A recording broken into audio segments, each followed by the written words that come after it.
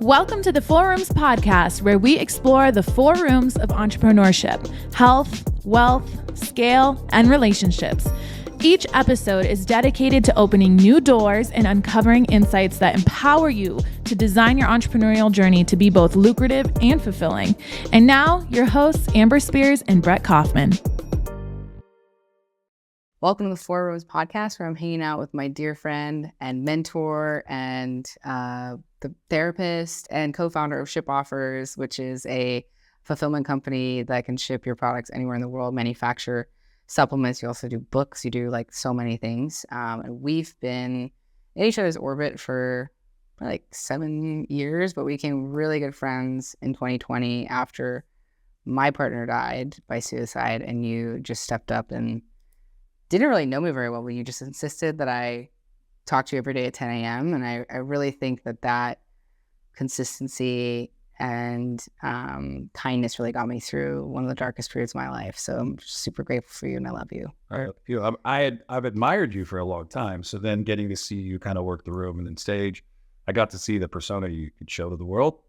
And then what I noticed was that person wasn't shining as bright as it was possible. So all I did was just literally just call you out and just say, hey, you don't need to know me. I'm just somebody who's been watching you for a while. I'd love to be support for you. And then you said yes. And that's normally what has to happen, because a lot of people want to give help.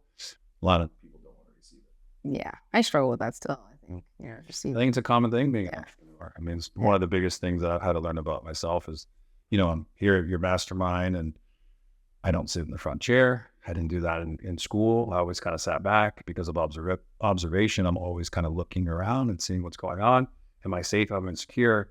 And I don't feel like I'm not here, but I still have old habits that still want to run. And so what I have to do is like, you're good. Just relax. You'll be okay. The people here are not here to hurt you. They're here to help you. And that's hard in this day, and age, is that a lot of things that are going on in the world, people have to remind themselves, like, it's okay to ask for help. It's okay to say, I'm uncomfortable. Mm-hmm. Hey, can we go grab lunch? Can we work together? Can you, sit with me? I'm just having a hard time breathing. And you know what? People say yes.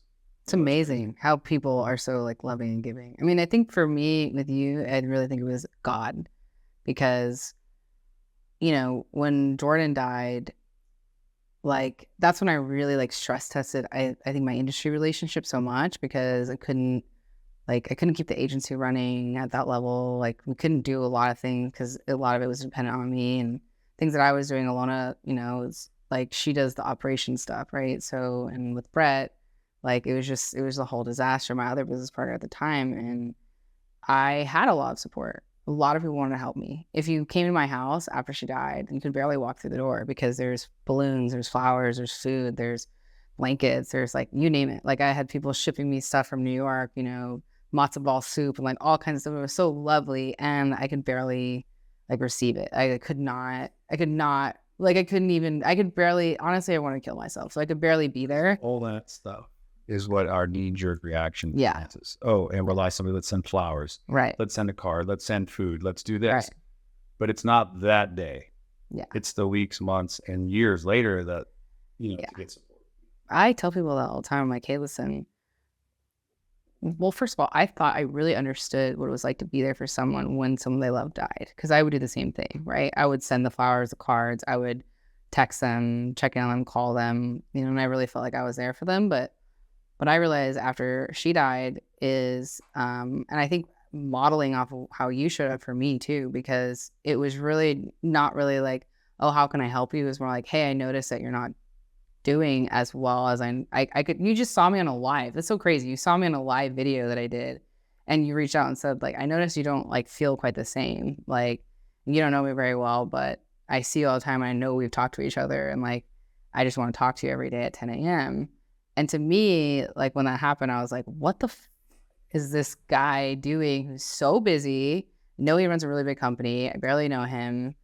But like, there was a pull in my heart from God, because I could tell you had been through like some dark times. And I think that made me feel comfortable enough to say like, okay, I'll do it. And like, you were so consistent. Like, every day, I think for a straight year or longer, I talked to you, no matter where you were in the world. Like, you'd be in Italy, you could be in Netherlands, you could be anywhere, and I'd still talk to you at that same time. And it was that like consistency that I really needed. I'm really grateful. And like, now I know much better, both because I have the experience of like losing somebody like that and also having you as a model for how I can show up differently for other people. And I tell them, like, listen, the first week's month, everyone's gonna be checking in on you.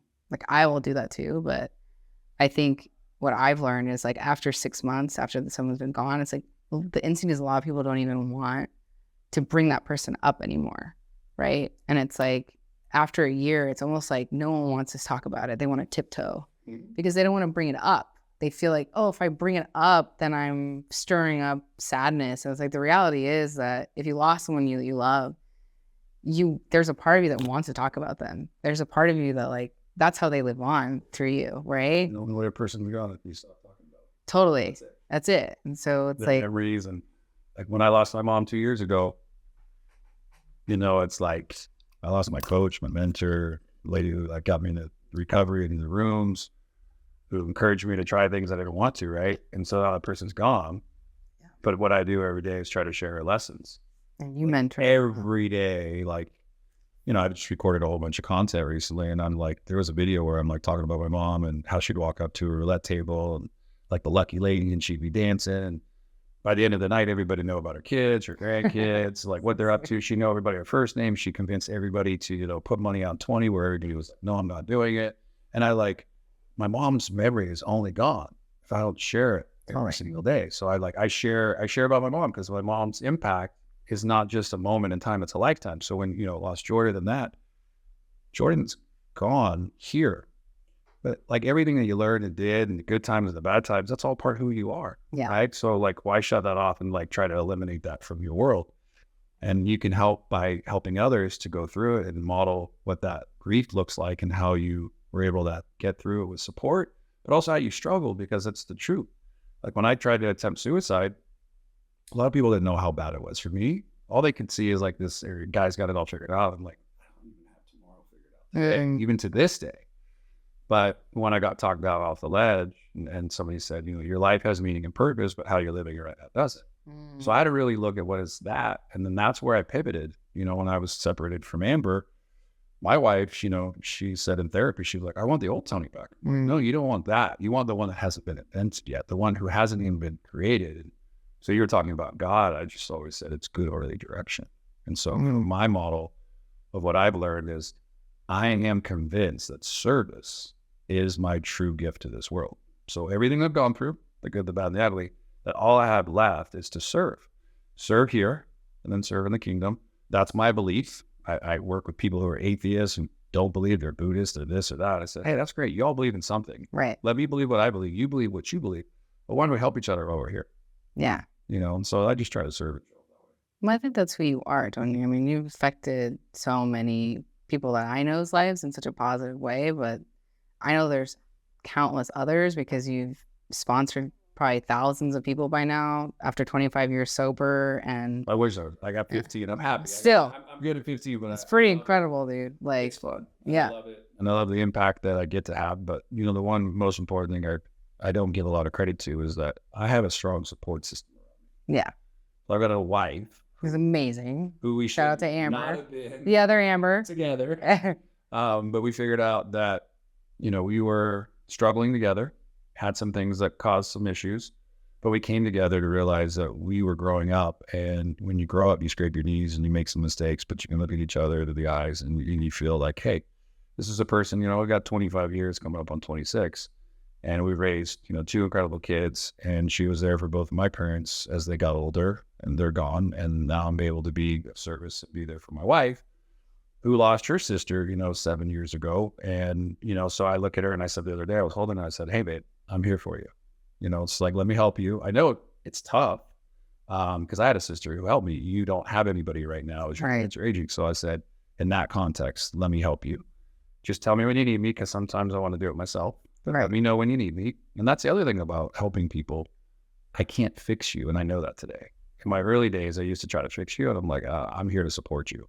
Right. And if you want to, you know, work on that. And I love how it blends in with 4 rooms. I love how it blends in with, you know, being a parent. I love how it relates to being a supportive husband or a brother. You know, it is something that I can't do. I cannot come into your world, your brain is attached to you, and try to manipulate anything. What I try to do is say, hey, I love you. I'm going to accept you.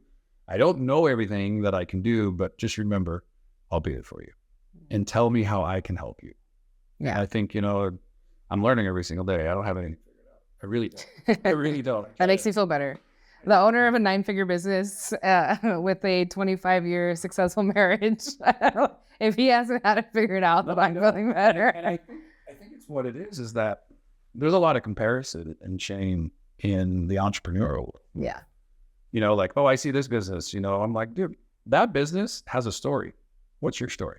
Yeah. Let's work on, you know, focusing on what do you need to do?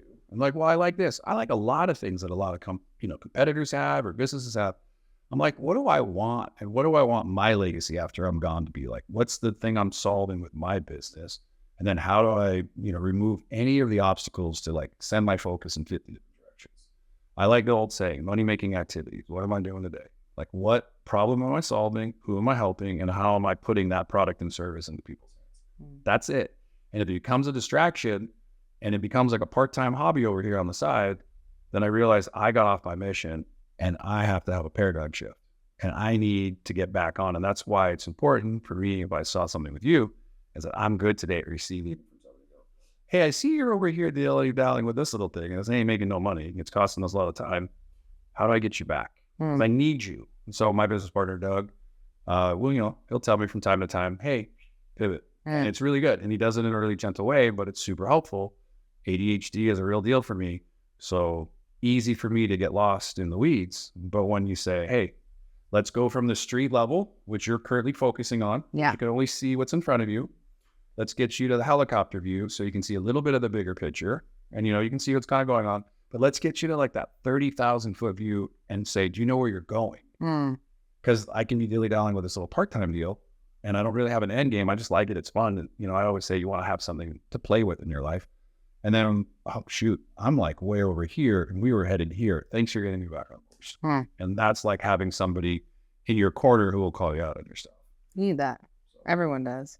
I'm really curious. And one of the things I want to ask you about is like you've had a 25-year business partnership that has... And it's like we're in 20 and you're going into 24. Yeah. Right. So with one of your best friends, which is very rare in this industry. I've had 3 failed business partnerships.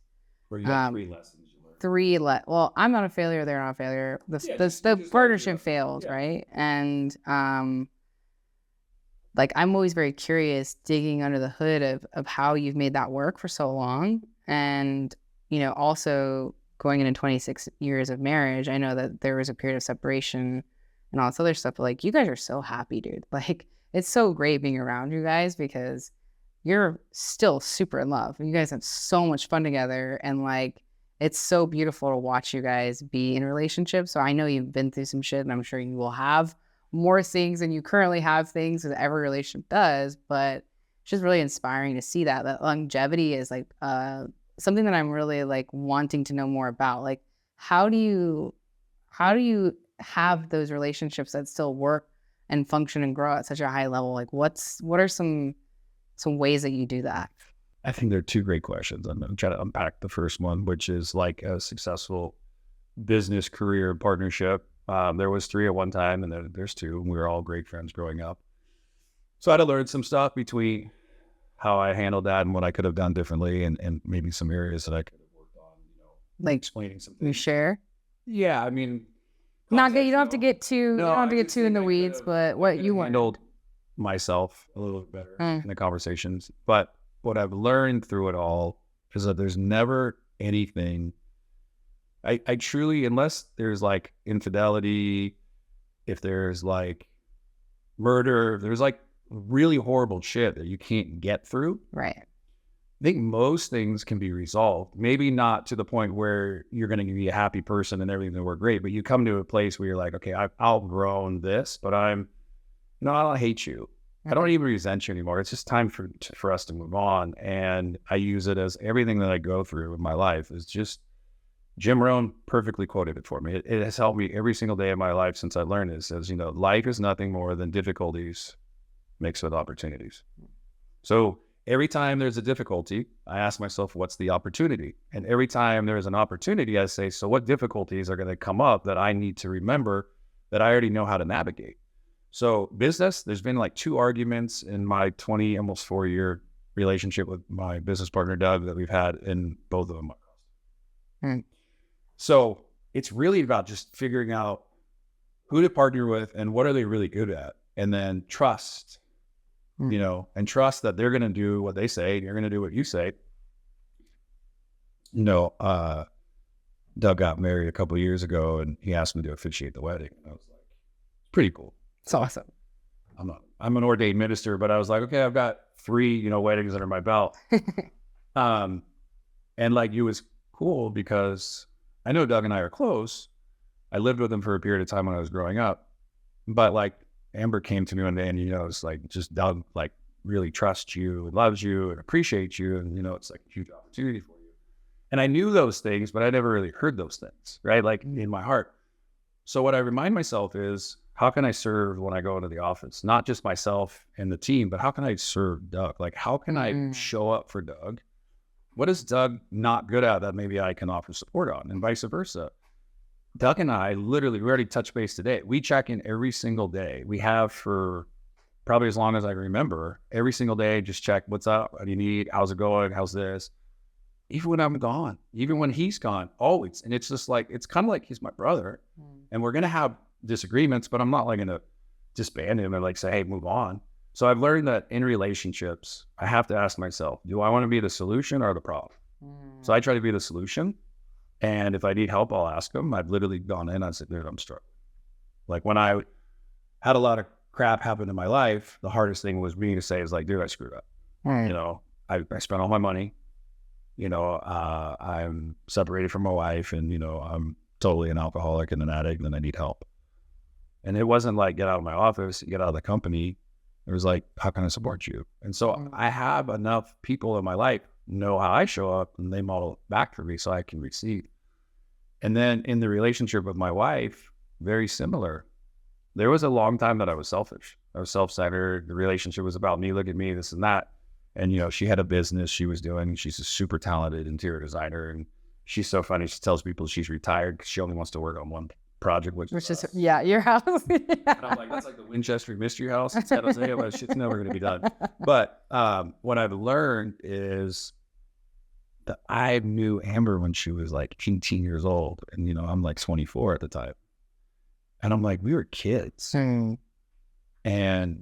when you're young and you date, I liked her. I fell in love with her quick, got married quick, moved really fast. Kids came, making, a ton of money, losing a lot of money. And then she was looking over here at her, husband who's full of like, addiction issues and life issues. And she didn't run. I did. Wow.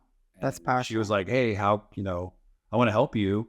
And then she finally got counseling. As like, you can't save him. You have to save yourself. And that has become what we help each other to understand is like, I'm here for you. I'm not leaving. So we had our issues, and the best word our pastor ever told us is like, remove divorce from the table. So many people, they say, this isn't working. I want out, or I can't do this anymore. This is the same crap happening all the time.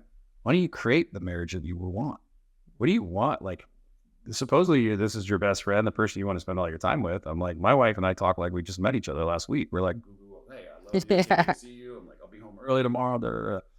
And so I just remind myself every single day, just tell the person in your life how much you love them, but don't tell them, show them. Tell them and show them. I tell them by showing them, and it comes across that way. What I don't want to say is, one of the books that's in my arsenal to finish is I love you, I'm sorry, and goodbye. It was all a lie, because that was my life. And I want to make sure that I tell it because I want to help protect marriages and other things so that people have a roadmap on how to spot it, because it's right there in front of them.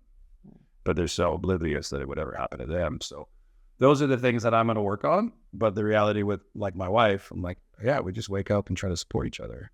It's like, how do I become the best version of myself? Ask the person who's with me every single day, like what I could do to improve.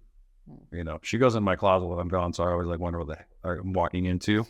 She's throwing out shirts she doesn't like of you, of yours. Yeah. I come back, the whole house is rearranged, and it used to bother me because I was like, why? And now I've kind of learned, like, that's her love language. Yeah. It's just, that's what she knows she can help me with that I suck at. Like, Yeah. I'll take one bottle and I need 2. Why? I don't know. I'm not even probably going to finish the 1. I'll take 2 shirts out, 3 shirts out. I only wear 1, and then I just drop them on the floor. And then I don't do it because I think she'll pick it up. I just do it because it's pure habit. So I'm learning a lot as I grow. That's why I say every single day is a new day. I don't talk about tomorrow today. I only live in the moment recording this podcast with you. I don't know. My phone's over there. I don't have a watch on that's going to alert me. So I just try to be as present with the people in my life. So when Doug calls, I try to focus on Doug. When you call, I try to focus on you. When my wife calls, I just try to focus on her. And I think that's been the big thing, is removing all the distractions and really truly design your life and your business and what you're after and what you want. And what are you willing to, you have to give up something to get what you want. Right. Something you're going to like the cool thing about watching you create this is I spent time sitting on my couch, and I knew you were sitting on your couch several years back, and you were just dreaming. And I was like, all right, let's keep dreaming. Like, what do you want? How do you want to create 4 Rooms? And what are the things that you want? All this stuff that's happening is because you started creating it in your head and you started sharing it with the world. A lot of people don't do that. A lot of people assume that I know what you're thinking and you know what I'm thinking. And that's why with Doug, I say, hey, how can I get better? Amber, what do you need that I'm not doing? And it's like, how can I show up for you is what I ask you all the time. Like, what do you need? I'll come to Atlanta if you need some help. I know you're not feeling great. I'll come and help. Like, what do you need? I don't want to do all these things. Yeah. But I've learned that if I stay in service, I will prevent myself from doing a drug or a drink today, and it'll help me not do something stupid. So I know that if I just put services first, contribution and connection all come with it, I will be in a much better place. Sean Stevenson, who was my mentor and coach, passed away in 2019. He helped me because I had this old saying. It says, if I'm not in a good place, I need to go help somebody else. And he's like, no. Why don't you get out of your head and into your heart and then go help that other person? I used to try to say, I'll just get out of my head and into yours and then help.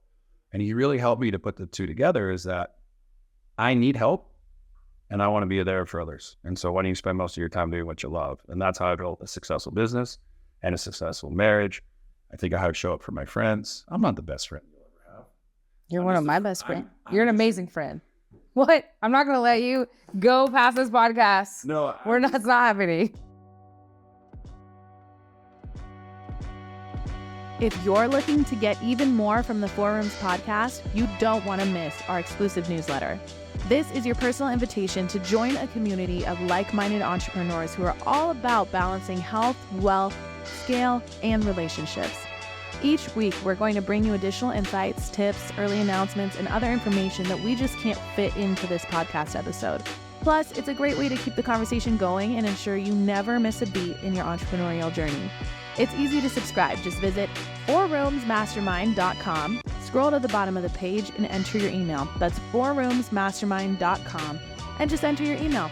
We promise to keep things light, keep your inbox interesting, informative, and fun. Join the 4 Rooms community today, and let's grow together. I'm just a person who knows what I want in a friend. Yeah. To be able to be a friend for others in that regard. Yeah. Keep shit simple. Life is already complex as it is. I know we've talked a lot about personal stuff, so I want to make sure we talk a little bit about business. But I think it pivots into put stuff in a box and put a seal on it and send it away. I mean, what else? What do you guys know? I mean, come on. I'm curious, when you were talking earlier, you said that even instant oatmeal takes time. Mm-hmm. So that longevity that I've seen you have in the space in terms of your integrity and reputation and all that has stayed. I've never heard anybody speak a bad word about you. Not anybody that's worked with you, not anyone that knows you, not any of your clients. And I know that things get messed up sometimes. Even with our sponsorship stuff, we're figuring stuff out, right? Sometimes people fuck things up, right? So it's you forgive me and we figure it out, and but we're better than we were before with the repair. So I know that you don't have that reputation because things have always been perfect. I know that you have that reputation because you are willing to self-reflect. Even when you said you and Doug have had 2 fights your whole, career, and both of them have been you. That's very powerful self-awareness. And so I'm not saying that you've had a, perfect batting average or everything's been perfect. But I think you have that reputation because you are willing to take ownership of if your team or you mess up and you make it right. Like, I trust you to make it right.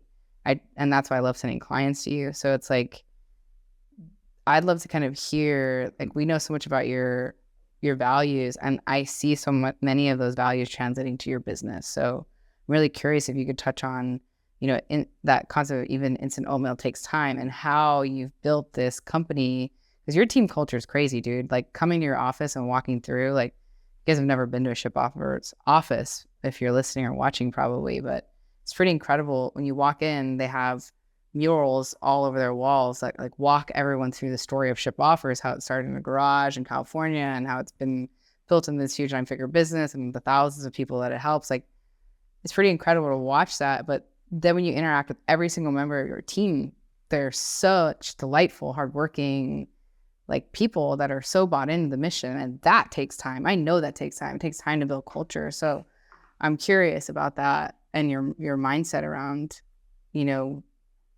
how you've built it and what the next thing is for Shipoffers. Perfect. I'm trying to build a $250 million business in the next 3 to 5 years. And with that comes, I can't do it on my own. I know I need help and people. I've got an amazing business partner. I've got amazing VPs. So 5 years ago, we didn't have a board. We didn't have any real, you had leadership, but you didn't have identifiable leadership in each department. And so what we did is we said, what would we need to do to get to the next level, right? And I heard a lot of quotes over my life, the person who got you to 5 won't help you get it to 6. That's like a team member. 6 won't get you to 7. And I've actually kind of said, well, I got people who started, folding boxes in the warehouse. They're now leading tech op teams, and he's a VP and he's got, 10 people below him, and his skills are immense, and he's all these degrees in education. So I learned that I need to find passionate people who have like the overall kind of skills that I'm looking for, and they fit the culture that I'm after. And then the rest, if they're teachable, right? Because I think for me, I always say, chase the win, study the lessons, and never give up. So I chase good people. I'm always studying the lessons that I'm learning from them, and are they really supporting? And then just never give up on people, because I think a lot of leaders go, sorry, Amber, it's just not working out. We're going to let you go. And I was like, well, did she ever have the right training, the right teaching? Was she really set up to succeed, or just kind of thrown into the mix and you hope it worked out? So part of our success at Shipoffers, and I think the things that we do really, really well, is that Doug and I trust our VPs. You talking about a batting average? You call Josh today on the phone and say, what's on your desk? He's got Ted Williams, a famous Boston Red Sox baseball player. His batting average is one of the first things I ever gave him. And it's all the places in his sweet spot and where he's at, where he hit 315 here, 343 here, 323 here, and where he's at. And then know your zone of genius, where you're really, really good at. And all the things that are outside of that, you don't have to swing on your own. You have a batting coach? I'm right here. I'm not swinging for you. I'm helping you when you go up to the plate. You're in the game. I'm just a fan in the sitting there going, come on, dude, you can do this. I know you. Because Josh, literally, when he came on board to join our team, Josh just put a little desk on top of his lap, and he was just working. And I just literally mentored and coached, but I already knew his skills. Yeah. I already watched him on stage in front of thousands of people, coaching and teaching and helping. And I knew that dude, this would be somebody I'd love to team up with. So every person on my team, I found, I think one maybe I haven't found. Wow. Other amazing. than that, so you're just recruiting great people. I try not to steal anything. I try to recruit everything. So like Jamie Church, she used to manage a dentist's office. I used to go, and she would always call and go, are you coming in this month? I said, no, I don't want to do my teeth. Can we go next week or next month? And then one day she knew to call me, I think just in her heart, and Amber was always there to support her as well. She was like, hey, I think I want something else. I said, well, come tomorrow and just sit down with us, right? She didn't come in as a VP. She just came in as a role that I knew she was capable of doing, and then blossomed into this. My assistant, Courtney started, I placed an ad. I saw it in 2014, hire a rock star assistant. I saw it from LinkedIn. David Gonzalez knows the person or whatnot, but this ad literally said, do all this, get all these results. And I got 50 people said, you're a douche. You're go take this and go screw yourself. You'll never find anybody like that. And I found Courtney. Courtney saw it and saw hey, what it was basically how to get rid of all the distractions and really serve. She worked for like maybe a year, and then she like, I need to leave. And I said, all right, cool. I said, hey, that's awesome. So she leaves, and I never stopped talking to her. And then like maybe 2 years goes by, and she goes, can I come back? I'd like to come back. And then she came back, and she's been with us. She's amazing. I Yeah. mean, Jamie, everyone you've mentioned, Josh, I mean, they're all. And then Sean has been with me 27 years. We've been collaborating. Nobody works for me. We work together. And I learned that was like the best skill that I learned. No one's an employee. We're all team member. We're all on the SO team.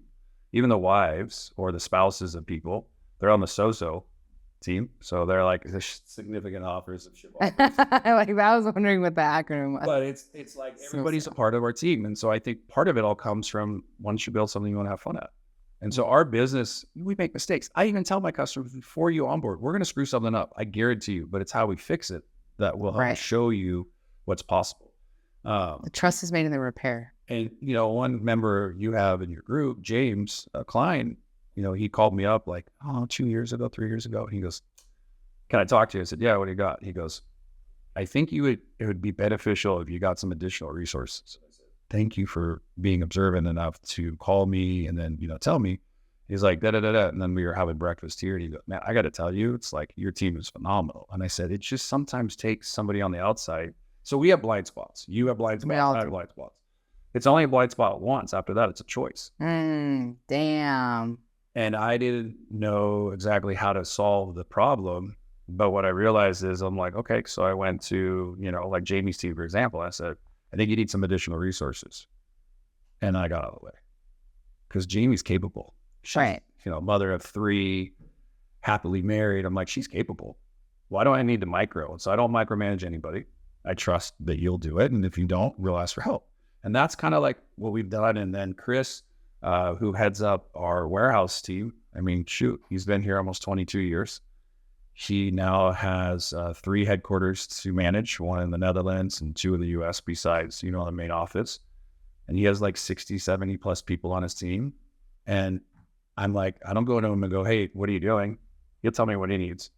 And that's what his trust is really, really built. Like, why do you have these people on your team if you're not going to let them do what you hired them for?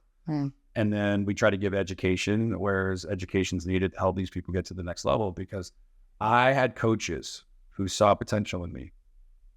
I didn't see potential in myself. So a lot of these people, I try to help them say, like, let me hold up a mirror.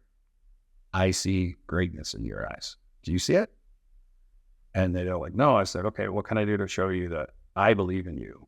And so we tell everyone on our team, proud of them, thank you. We pull them in side to side. We never coach out on the floor. We always coach in closed doors to help them. And then one good thing our company does is only deliver good news down. And then bad news always comes from a VP to a client or to a partner or something. We never let somebody on the team that doesn't really have a lot of experience say something happened because they don't know how to clean up the mess yet. Right. So we always will say, why don't you be on the call, but the lead is going to take the lead and we'll show you how we can, you know, fix it. So I think a lot of what I wanted out of life, you know, I had 2 parents who weren't home. They were workaholics. They were gone all the time. So I offended a lot from observing everything that was going on around me. And I said, okay, what do I want to build as a company? And then how do I do that as a good friend? And then how do I do that in good relationships? And I think it's the thing that I've learned most in my life. When I say I don't know what tomorrow looks like and I don't have it all figured out, it's not me lying. It's me just saying I'm really a believer in, like, if you just bring integrity. So integrity doesn't have an on-off switch. You're either in integrity or you're out. There is no dimmer switch. There is nothing here. And I just said, hey, I want this, and this is what I command, and this is what I want out of all the people on my team. And if you don't show me that, I may pull you aside one time, but I'm not going to pull you aside the second time. Because I think integrity for me is saying what you're going to do what you say, and if not, clean up your mess as fast as possible. Right. If I'm running 5 minutes late, I always promise you'll always receive a message from me. I'm like, hey, I just realized I'm 5 minutes late. Normally it'll be like an hour ahead of time saying, I know I'm an hour out. Just want to let you know I'm going to be an hour in like 10 minutes. And so it's been modeled for me, and I model it for my team, and my team's now modeling it back to me. And I'm getting those types of feedback and messages from like James or you or clients, or things like, hey, I felt like we got let down. We didn't get what we deserved. And I said, great, let me know and I'll fix it. Thank you for bringing it to my attention. Right. Because 95% of people will never tell you that there's a problem. They'll just, Right. because they're conditioned that instant oatmeal took time. Right. That was it. They didn't expect they wanted it right away. There's so many nuggets there, dude. I think that for anybody listening, like the feedback loops you have with your team, how you build leaders inside the company, how you don't give up on your team, the standards that you hold, like I see that reflected so much in your company. I think that's why it's grown so much. Especially in the last like 4 or 5 years, I feel like you guys have just like exploded, like in the perfect time, right? Like COVID, everyone needed shipping and everyone needed fulfillment. Like you're right there, but you had the capacity to really pounce on that because you had spent so much time building a culture in your team and you had so much experience. I mean, at that point, you already had 20 years in the business, right? So you've probably seen it all, dude. Like, so it's pretty cool. And that's the reason why I love partnering with you as like a sponsor and a person I refer to all the time, because I trust that you're going to take great care of my people and that there's not going to be an immense amount of turnover. And, that's important to me. I like when I look at like you guys and ClickBank, who showed me my first check to sponsor this, like Jen Beavers did that and she's been there for 25 years, right? Like Kyle and Thomas and all those guys have been there for so long. You look at your company, Josh has been there, Caleb, all these guys have been there and they keep moving up with the company and they keep getting better and better and better and they're developing other leaders. And that is something that I look for so much in a company that I want to refer people to and want to grow with, because I do see a lot of these other companies with immense amount of turnovers. And it just feels like the culture is like making money and getting messed up at, like a nightclub, right? Like that's very much our whole industry though, in a lot of ways. Like that's how you celebrate. That's how you know you're doing good, is if you're taking home a fat check and you're spending on materialistic things. And while you pay your people really well and you have nice things and do that, I feel like you're far more interested, not just what I think, but what I watch you do in developing really good people and doing really high level work. And I just hope anybody who's watching or listening hasn't worked with you guys yet that wants to work with an integrous company that is fast growing, that can take them on, that's going to treat them like a person, and their team is going to stay that same team. Like that's why I always recommend you guys, because you guys just, not only have you been in business for 25 years, but you do things right from the top down. And I just have a lot of respect for that as somebody on the outside, like watching you build this company. Like it's hard, dude. It's hard to be a founder and entrepreneur, and like you're doing it right. Like it's really amazing. I'm really proud of you, and I'm proud to have you guys here to be a part of our group. I'm glad. We're honored to be a part of it. I'll close with this review. I've been in a lot of masterminds. I've been in a lot of groups, and I see it, and it's funny because there's a lot of like, hey, it's 25 into this one, but let me into yours and let me into that one. Next thing you know, you're in like 4 different masterminds, and there isn't a mastermind like yours, and there's a lot of things that, through growth and feedback, you'll continue to improve and make better, but like hands down, like at the top. So all you have to do is just keep reminding yourself that like told you at lunch, I was talking to my buddy. He's like, so what's the guy's name who runs it? I'm like, no, it's a girl. She's awesome. Right. Like you're doing stuff that a lot of people are not doing. So remind yourself that you're always going to have obstacles. And I love to coach and teach people like this. When you get on the track tomorrow and you laced up sneakers and you're ready to go, the hurdles they're tall. At the end, there'll just be steps. So you have to fall and, go through that process, but you're doing it. And, there's a lot of churn in masterminds. Everybody's looking for that little unicorn. And I'm like, well, what happens if you joined a mastermind that had all unicorns? Well, that's yours.